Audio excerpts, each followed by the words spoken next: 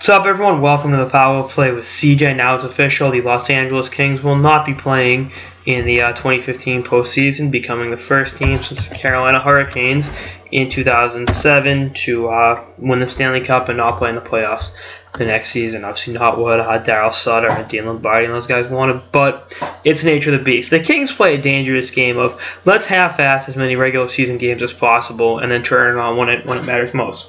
And they're great at that.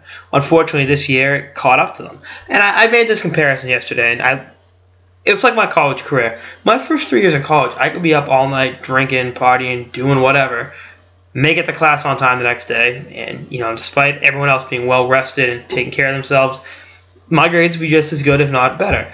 My senior year of college, when you gotta work a little bit harder and actually care, that caught up to me. Now I still graduate, but it definitely jeopardized a few things, my lifestyle. So it's the same thing here with the Kings. They spent 3 years, whatever, it's regular season.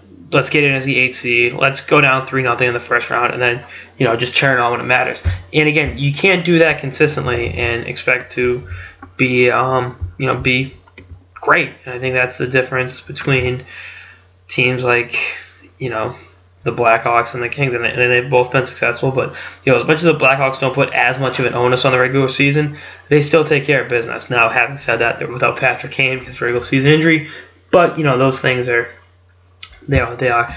I think there's going to be a lot of changes in LA this offseason.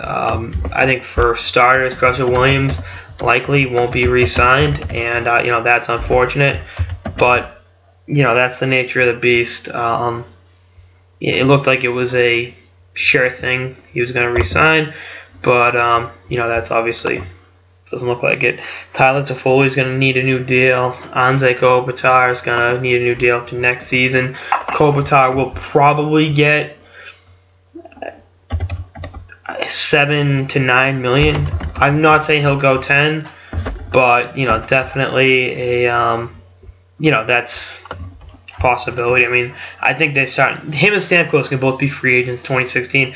I think they both get re-signed this summer, but I also thought Williams would be re-signed by now. It's just it's not an easy situation to be in, but Hockey News said this, and I don't completely disagree with the notion.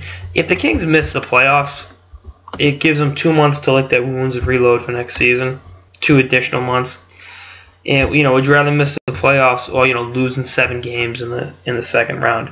I think that's a legitimate question. And as I lose my train of thought, so again, I think Williams is gone. Robin Regehr will probably retire. They'll do something with Mike Richards' contract. Jarrett Stoll's probably gone.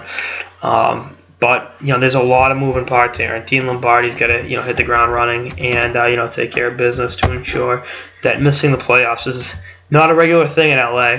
I mean, I think it's funny how many people were burying the Kings, and rightfully so, when they went down 3-0 last year in the playoffs, and then they ended up coming back and winning the Stanley Cup. So it's like, all right, take the good with the bad, but I think there's going to be some changes. I think the Kings will be back next season. Anyone that suggests them firing Daryl Sutter is a moron. Anyone that suggests them firing Dean Lombardi is an even bigger moron. You just got to take the good with the bad. Not every year is going to be a Stanley Cup year, and in this case, there will be no playoffs in LA this spring and summer. So, as much as I miss watching the celebrities at Staples Center, life will go on. Anyway, that's all I got in this episode of the Power Play with CJ on the Kings officially missing the playoffs. Stay tuned for more episodes throughout the season and beyond. Later, guys.